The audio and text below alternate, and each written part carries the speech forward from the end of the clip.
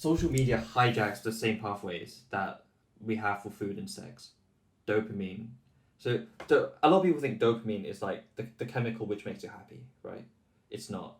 Dopamine is the chemical which creates the expectation of happiness. Change your mindset, approach it in a healthy manner. That works for a lot of people, but for the 20 to 25% who are truly addicted, I'm talking about physical cravings.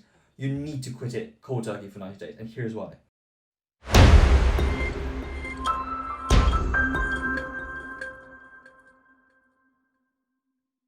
Hi guys, welcome to episode 4 of the podcast with Isaac and myself.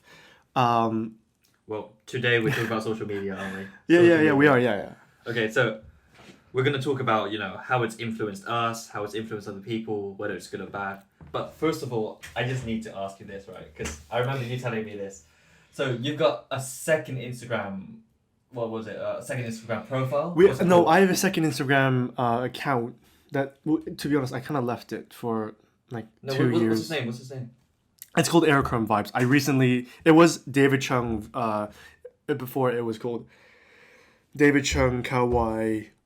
It was boring. David Chung Kawaii Portfolio, and then it turned into David Chung Kawaii Visuals because I wanted to turn into something that's more Vesco-like, but then I realized I have a Vesco, so I had a Vesco, and that there was no real replacement for my Vesco.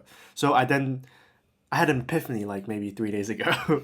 So your goal at 4:00 in the morning, and I was like, oh, that's where all the good ideas are. I was like, wow, why can't I just I have a great app called RNI Aero, which basically is essentially Aerochrome is basically, or Kodak Aerochrome is film that is no longer produced because it was so expensive to produce them. Oh, and they produce and that app was inspired by infrared kind of film, infrared like film, like film strips, and and a lot of their stuff is red, very blue, kind of takes away the kind of the other kind of primary colors, which is which is yellow. And that's how you got your name. And well, not name. It's not really that big yet, but I've only started growing this for 3 days. But essentially, that channel was something that I was like, wow, I have a fuck ton of landscape photos from me hiking and me going around everywhere around the world. I have no place for them to post them. I have no reason to post them, except for me and Vesco, but no one really looks at Vesco. I mean, I don't know. Let's be honest. Vesco is just a dead channel, like a dead photo channel. It's a better editing app than it is a. I've no idea what this is. Is this like photo editing? Well, it's a photo gallery. It's a gallery essentially, but it's more renowned as a photo editor. So let me get this right. So you've got a second kind of page which you're not using, and you're like, hang on, I can make something big out of this. I think just kind of reflecting back, I've kind of had another epiphany maybe a couple of weeks back, and I was like, wow, and I was talking to my boss about this at BSD, which is Build Something Different. I had a chat with him, and I was like, what is your real goal as an editor, right? Be real. It was to make people want to watch my stuff. And obviously for me, I wasn't as an video editor. A lot of people don't really know what I do, and I feel like my boss he is still my boss, has brought that kind of attention to me as yo, you're not doing what you should be doing as a filmmaker. You're not using social media correctly. You're not using social media correctly. You're not showing off your work. And that brings us back to the thing is, right, you're not showing off your work to people, and people don't know what you do, right? That's why there's this kind of prejudice on you, because I kind of broke down. It's like, wow, people don't appreciate filmmakers and stuff, all that pizzazz. And it was like, people just don't really know what I do, and so I need to be able to be fearless and show people what I do, because obviously there's a kind of fear level when I introduce my work to other people, and I'm like, wow, I'm so scared because they might judge it and call it shit and everything.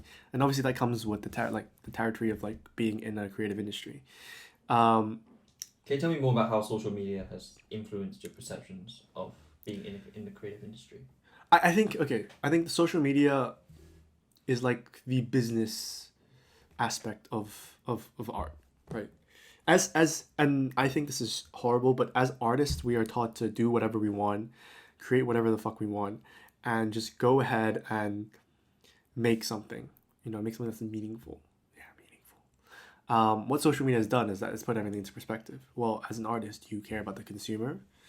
You cannot just worry about what you want to make, but you have to care about what other people want to make because they are ultimately the people who pay for your art.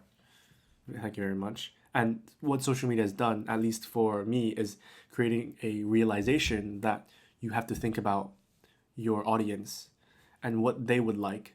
And the only way you know that you can get that people want to consume your content is people want to follow you, people want to like your content, people appreciate your content more, and that's why some people have higher followings and some people don't, and because it's sometimes more popular, but sometimes you can't really look at the metrics, obviously, but at the same time the metrics give you a very straightforward and brutal answer towards why an audience is not watching you and why they are watching you. You use the word brutal. Do you think that social media in general Is brutal? Yeah.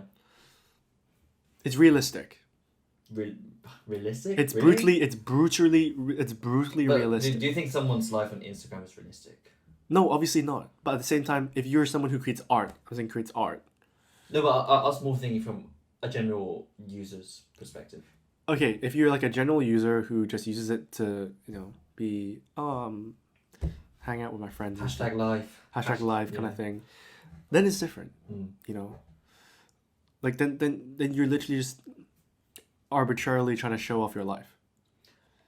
I think a lot of people have. And there's a clear Yeah. distinction between being a producer on Instagram of content And being a consumer. and being a consumer and trying to show off your work, and not your work, show off your photos and your life to the rest of the world, Flex. where really, in my opinion, no one really cares about, right? But There is a they clear do. distinction. Here's the thing, they do care. Yeah, Because- some people do care, yeah. Because you look at, that's why people get depressed when they go on Instagram and they see, oh, Parties and this stuff, hot yeah. girl's at this party, and Yeah, that's my why, ex-girlfriend is there. mate, that's why I shut it off. I shut it off completely. I don't look at Instagram that much. Like, throughout the day, I would look at Instagram maybe like twice, three times a day, and that's it. Just because I know it's Yeah. going to be so distracting, and it's going to be, depending on the people you follow, it's going to be just full of people having fun, or like really hot girls in their photos and stuff, yeah. and you just like, and then you just get really like You get depressed. 'Cause and what's my jealous and life? stuff. It's like, what about my life? And really, you shouldn't be a prisoner of that moment. You should be, don't care about FOMO. Just worry about yourself, man. Like, honestly. Yeah, I feel like FOMO is just a big thing, which has really been around for just 10 years. No, the thing is, right? FOMO only exists because It's a modern phenomenon. it's a modern phenomenon. Exactly. Like people from ages ago wouldn't give two shits about like FOMO. Because like what? They have to live their own life. Right? The only FOMO that comes like, oh, if there's like word of mouth and there's a party in town or something, then But guess and you're what? not invited. If our ancestors were obsessed like us with things that were happening somewhere else in the world, they wouldn't hunt animals and their family would starve and they'd die. But to be honest, they are more worried about themselves and worried about survival than all these arbitrary things that don't matter. I've quit social media cold turkey. So there's literally this app called Cold Turkey, right, on desktop. And then you can put basically websites you want to quit. So I had a really I use Facebook too much. I use Twitter too much. So I blocked myself from Facebook, blocked myself from Twitter.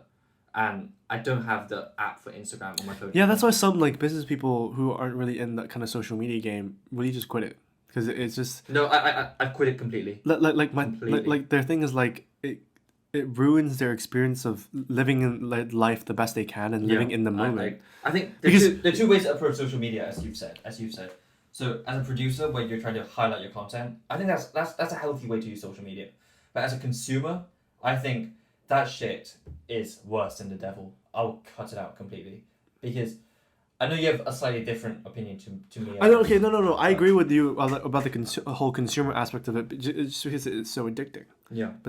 It's weird because as a producer, Like, you're I'll hoping be- for these consumers to come to you. True. Like you need these people, but I'll be honest. The only reason why I'll use social media in the following weeks is for this. Is for this podcast. Like my approach for the future for the next couple of weeks is basically okay. I'm gonna go on Instagram. I'm gonna go on Facebook.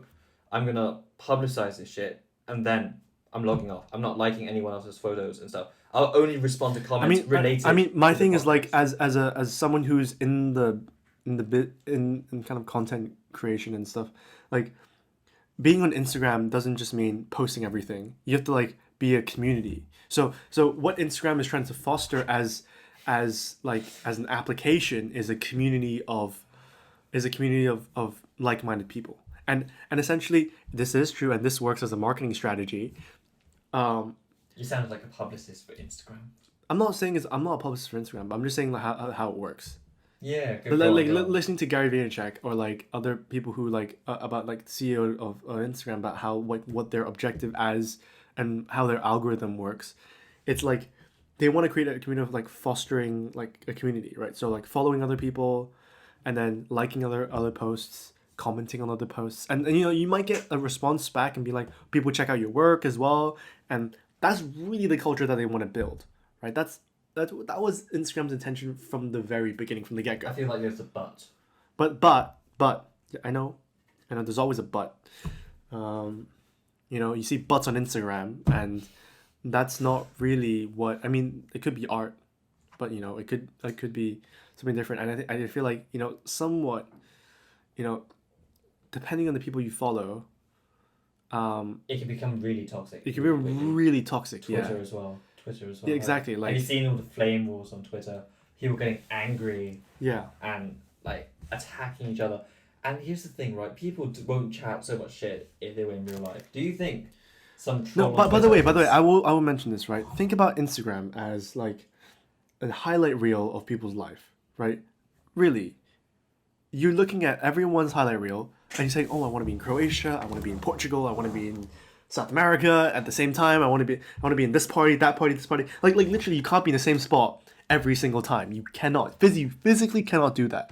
So might as well appreciate the fact that you're in this moment doing something right now that, you know, might be not as cool, but whatever, who cares, right? Because you're gonna go, okay, I refer to life as this kind of analogy of a Ferris wheel and a bucket of shit under it, you know. And one of my teachers gave me this, and when I was really hitting an all-time low during IB. It's not that deep, bro. It's not that deep, but it's pretty deep, but it's not that deep. Yeah, I mean, go for it. Like, imagine this, right? Imagine you're sitting on this Ferris wheel and a pit of shit at the bottom. And every single time you end up at the bottom, you're in this kind of, you can't see anything, in this cloudy muck of mess, and you feel like you can't get out. But then eventually you get out, and then when you get to the top, you go back down again, and the cycle keeps repeating itself, right? And that's what life is. That's what life should be.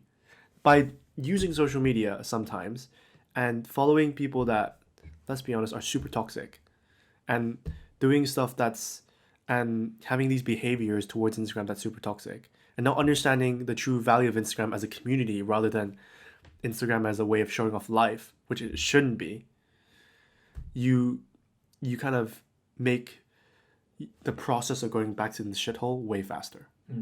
Right? Yeah. That's what I think. I think, and I want to talk about this actually, because I think it's a quite important topic, not just to me, although it is very important to me, but also a lot of people, and that's the topic of like addiction, social media addiction, because social media hijacks the same pathways that we have for food and sex, dopamine. So a lot of people think dopamine is like the chemical which makes you happy, right? It's not. Dopamine is the chemical which creates the expectation of happiness. Yeah. And that's what social media does. And every time you check social media, those circuits in your brain are firing together and they're wiring together. So, and that's why people who check social media all the time, the compulsive social media users, have very bad decision making. They have very bad cerebral capacity is impaired, and that's all because all of that dopamine is affecting the neural pathways. And when they use social media, they're literally changing the structure of their brain, and that's how addiction comes about. That's to be honest, it's same with food. Like if if you go for a run, you get that same dopamine as if you have a chocolate bar. Yes, but what's better for you? What's better for you? Obviously, running, in the long term game. And the scary thing is that social media is designed in a way that makes you want to chase it. It's like chocolate bars. You got that big red notification bell which you click on and the red disappears. Like all of that mimics how we used to like get food, right? When we saw fruit, we pick it off the tree and that's how Facebook and Instagram does it. That's how Twitter does it with their notifications, and once you get addicted, because I was addicted for a time. I was really addicted, not just to social media, but just to the internet in general, and I was addicted. Yeah. It was really, I couldn't make any decisions properly. It was like I had this fog, like when I was thinking. During my first term of university, because I was so addicted to social media and the internet. It's a her now, yeah. What? It's a her now, yeah. It's a her. It's a female. No, social media. No, I didn't say her. Did I say her? No, you said her, yeah. It. So there was just too much, and I just overloaded my brain, and I couldn't make any good decisions. I couldn't trust myself, because I would say, okay, 20 minutes on social media, and it would turn 2 hours, 4 hours, 6 hours. I don't get any work done, and that's why I would say, if you have a social media problem, and you know who you are, if you will know you have a social media problem. Don't limit your use. Don't say 20 minutes a day. Cut it out completely for 2 to 3 months and then go back to it. Make sure, give your brain time to recover. I would say yes to that, but at the same time, it's like, at the same time, don't like, if you're in the social media game, you cannot avoid it. If you're someone like David and you're a film producer or film editor or you're a content creator, you have to use social media. I get it, it's for work. You need to put your shit out there. You need people to follow you. You need to react to other people, create that community that David was talking about. Fantastic. But if let's say you're just a student studying, I don't know. And you have no you don't need social media for your work. Intention of using social media. You're not an artist, you're not a filmmaker, you're not an editor. You just have social media. If you think you have a problem, if you spend too much time on it, I would say 1 hour a day is too much. To be honest, I spend maybe like, from posting what I need to post on my second channel, and occasionally posting on my main channel, on my main account, and maybe posting on story, maximum 20 minutes. Maximum 20 minutes. And was there ever a time in your life? And to be honest, most of the time I am on my phone is because I need to post something, or I need to reply to a direct message where I'm meeting someone, or I'm writing a caption for one of my posts, right? But which takes time. It's basically work. Though, basically, right? most of the time it's work. 80% of the time it's work. Most of the time it's work. 100%. Well, was there a time in your life when you were addicted? Yeah, 100%. Yeah. Okay, can you tell? Because I think a lot of people need to hear this, and not enough people talk about it. What side effects do you see? Like for me, it's like I had a massive issue with FOMO, and FOMO is basically fear of missing out. And you look at all these and in high school, there's this massive pyramid of like cool people, like nerdy people. Yeah, the cool kids, the nerdy kids. And the kind of the in-betweeners and all that kind of stuff. And you look at the cool people and you kind of almost see them as like this kind of pedestal in terms of, oh, I want to hang out with these people so fucking much. Like, I really need to hang out with these people. When in reality, you really don't need to. And I've learned that the long way and the hard way, and understanding that, be appreciative of the friends that you have who care about you. And don't give a fuck about the cool kids who say they're cool but end up not even going to university, right? I know those people. I mean, it's okay if you don't go to university, but no. Those people, the people who actually can't get into university straight up, and don't have an objective in life, because you can not go to university, but you can be really smart. Yeah. Right. And you can be really intelligent, like. Not book wise, but in your street smart, and knowing like. But we're not talking about those people, right? We're not talking about those people. We're talking about people who genuinely smoke weed every night and have no objective in life. And I'm talking about those people who are considered cool and go out drinking all the time, and you end up being like, what the fuck are you doing with your life? Because you end up not doing. They don't do anything. And why do you? And then you realize after high school, why were you always aspiring to these people? What do they have that is better than you? Right? At least for you, I'm talking about myself. At that time I was thinking, at least for you, David, you have a pathway in life. You have something that you care about, that you're going to commit to for, and you have been committing, and I've been committing to my craft for at least 5 years now. 5 to 6, almost heading on 5 to 6 years now. Well, 5 years, I think 5. Of editing consistently, and you really fucking enjoy it, and you think it's satisfying work, and work that is worth doing, right? Why do you care about these low lives who have no, I'm sorry, I'm gonna call them low lives. Low lives who have no life except for partying. What is it good about showing parties on Instagram? What is it good about showing off? I get if you're showing off fashion, like to a certain extent, you're showing off fashion. Fine, like cool, it's great.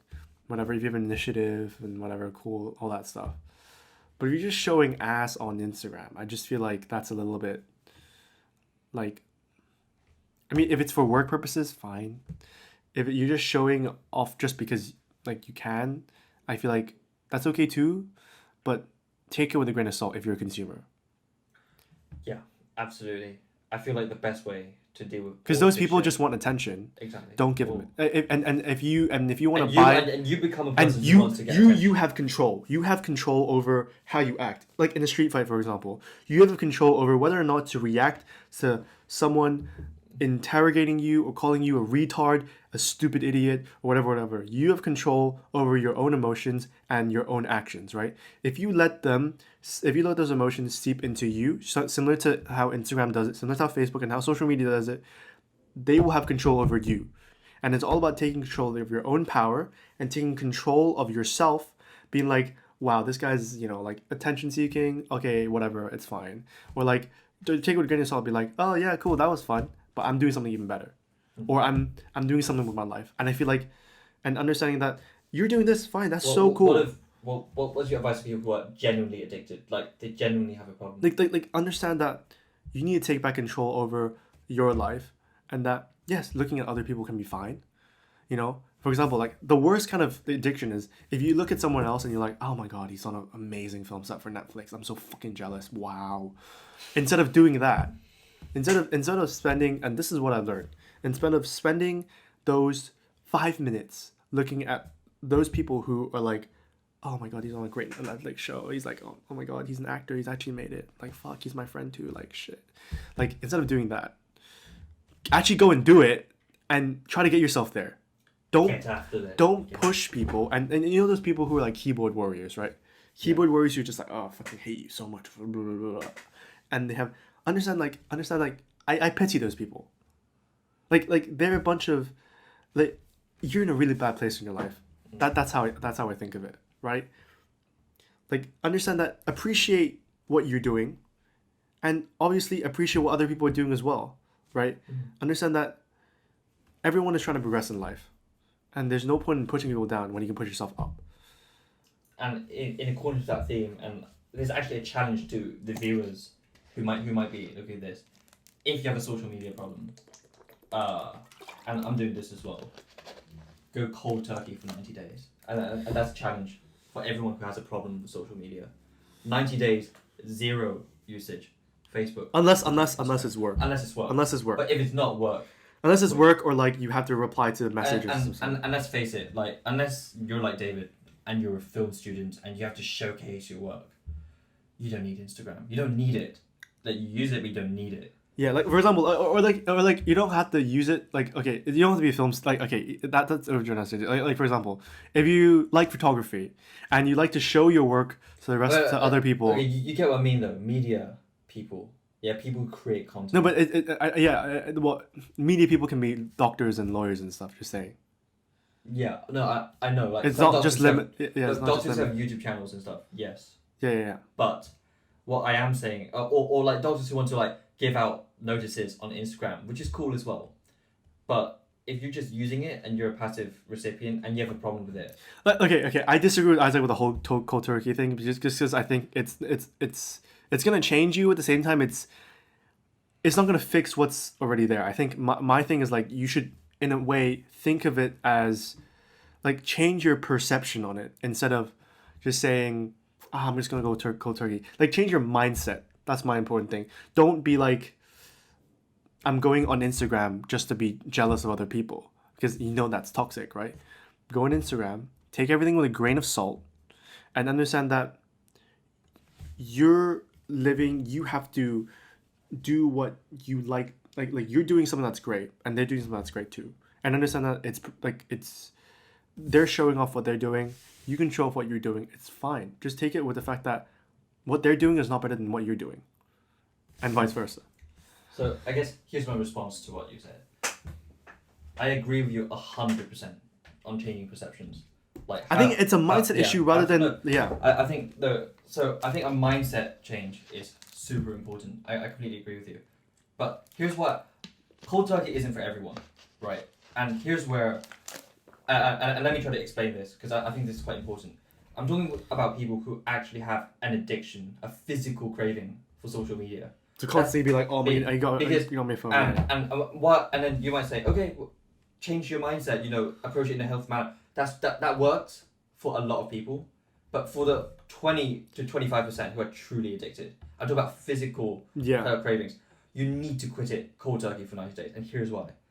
You need to reset your brain. You have changed your brain's plasticity to a point where you're constantly craving social media for that fix of dopamine. And the only way you can get your brain back to factory settings is by quitting it entirely, except for work purposes. Like factory reset. Yeah, a complete reset. I'm not talking about, I spent maybe 5 minutes more on social media than I should have. I feel jealous of this person, I should change my mindset. Everything that David said for that works. But I'm talking about the real addicts. Who spend, people like me, back in first term of first year of university, people who spend 4 hours on social media, mindlessly scrolling, reading articles, scrolling, reading memes, scrolling. I'll be there for 5 minutes. 4 hours has passed. For those people, you need to quit. Understand that you don't have to spend that much time on social media. Like max. Not if you're an addict, not even that much time. Zero. If you're an addict, then zero. But I'm talking about like just general people. Like you shouldn't spend more than 20 minutes on Instagram. 20 minutes a day. That's a lot. That's a lot already. That's a lot. Like for me, I spend 20 minutes a day just because I have to post. Right. Usually people like spend maybe 10 minutes, 15 minutes maximum on Instagram. Yeah. And then just go to bed. And here's the thing, it's so easy to fall into addiction. It's so easy. Like if you somehow got into a meme, like run into a meme and you're like, oh, this is so cool, then like yeah, sure, like go for it. Like then share it with your friends and stuff. But like it shouldn't be like, oh, and you gotta find more memes and stuff. It's like it shouldn't be. It just should be a relaxing experience for 15 minutes where you can go on and see what everyone else is doing. That's it. It's an update in life. You know how on your phones you can track how much time you're spending on each app, right? Yeah. Okay, here. No. There's a thing that like you can do to track your screen usage. Yeah. And my advice is that if you're spending more than 45 minutes combined on social media per day, when I mean social media, I don't mean DMs. Like DMing is fine. Like, I think like messaging people is fine. Messaging people is okay. Using Instagram for messaging is fine. But I'm talking about just general Facebook, Twitter. Yeah, exactly. Usage. If it exceeds 45 minutes. In my opinion, you have a problem. Yeah. And you need to quit. And a way you can actually like... You need to quit. Yeah. My thing is, a way you can start reducing your time and getting to the kind of content that you want to watch is by following people that you like following. And stop following people who you don't like following just because they... Like follow those channels that you enjoy following so you can spend less time doing it. I feel that's a mindset change. I feel that's after you reset your brain. Yeah, after you reset your brain. Yeah, you could just be like, oh, like I really like this. Go on that channel. For example, I watch like football transfers, right? A lot of them. And one of the only few pages I go on Twitter to watch, to read about the news is Fabrizio Romano, who is a very excellent Italian football journalist. He comes in with a quick, swift tweets. I just read it and I'm out. Okay. You know, like Ian Ballaghay, same thing. I read it and I'm out. Charles Watts, same thing. You read it and I'm out. Done. Right? I don't have to listen to it. Or a better alternative would be listening on YouTube to podcasts whilst you're working. Right? Therefore, you're not just like focused on watching stuff and procrastinating. You're listening and you're doing work. Podcasts are like the kind of nicotine patches. Smokers to get like nicotine patches. Yeah. I say podcasting to say for social media. So here's the plan. If you're not an addict, do what David says. If you are an addict, do what he says. Do what I say, and then for 90 days minimum. And don't think yourself, okay, and this is for addicts, by the way, not for people who you were aiming at. But if you're an addict, don't think, I'll get through 90 days, and on the 91st day, I'm going to go through Facebook. No, this should be a permanent change. After 90 days, you should be transitioning into what David says. The shift in your mindset about who you want to follow and what you want to do. How are you going to approach social media? But for me, I feel like if you're an addict, 90 days clean is the minimum. You need to reset your brain. And only after you reset those dopamine pathways can you go to the higher state, which David was talking about Like controlling thinking, about controlling media usage and how you approach it. But before that, and that's taking why, back those emotions of jealousy and Exactly. and FOMO, and then once you take that back, then you appreciate life more for what it is than being on screen. But that's why I stress quitting it altogether, because before you can think about changing your So understand that everything is really arbitrary. Understand that everything is. By the way, the camera just stopped, so that's why it's a cut. yeah, go for it. But understand that it's very arbitrary, and understand that it's not. What they do is out of your control. What you do is within your control, and understand that you have control over your own body. And it's the same with social media. Nothing changes. It's not different. It's the same, It's the same. right? Just like when you're in a street. I made this analogy earlier. Just like in your street fight. Just like when you're in. Am I going to engage? Yeah. Am I going to choose? Are you act? going to choose to act, or are you going to choose to hold back and not let that person give you, and hold back and give yourself the control, right? I think that's the most important control. Self-control. That's it. Control yourself. Take everything with a grain of salt, and understand that nothing is. It's their highlight of their life, but they might be going through bigger challenges out there that you don't know about. And internally you can be like, wow, this guy's so cool and everything, but everyone is going through their own challenges. And there's a really nice quote out there. It's like, every person you meet has their own internal, what do you call it? It's fighting this. Who's this quote from? I don't remember. You're pulling out a lot of quotes. Like everyone you meet is fighting their own internal battle, and that is so true, right? And just to end on that kind of note, I feel like if you're one of those people, just listen. I feel like we're young podcasters, but we've kind of lived through life long enough to understand that like what's right and what's wrong. And as millennials, I think we actually understand better than adults because we went through our formative years doing that stuff. Doing the swipey shit. Yeah. So just with that kind of understanding, I feel like it's so important that this advice gets to you, and it's so important that we as a society start to make that transition into not being so toxic on social media and starting to be more, what's the word? Have a healthier relationship. Have a healthy relationship with like anything that's too much is doing anything that is too much is always bad. Like eating too much food is bad. Consuming too much social media content is actually, let's take another analogy. I mean, exercising too much is bad. Actually, right? overtraining is too bad. Like even as a hobby, overtraining too much is bad. And even though you might think it's good, drinking too much fruit juice is bad. Eating too much food is bad. Like everything in moderation. Except if you're an addict.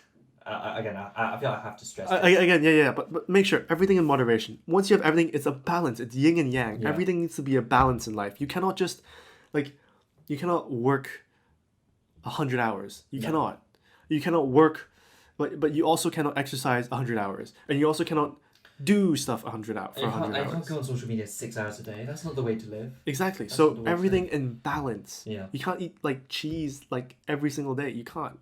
You cannot. So just understand everything is in the balance. Mm. So do you want to add any comments to it before we wrap up? So, yeah. I guess all I have to say is take action, regain control, think about what you're doing. Cool. And on that note, thanks for listening to episode 4 of the podcast. Really good, guys. Really appreciate the fact that you guys listen to this, and hopefully, share with your friends and support the podcast. Can't re-emphasize that enough. We really enjoy doing this, right? Yeah, we do. Yeah.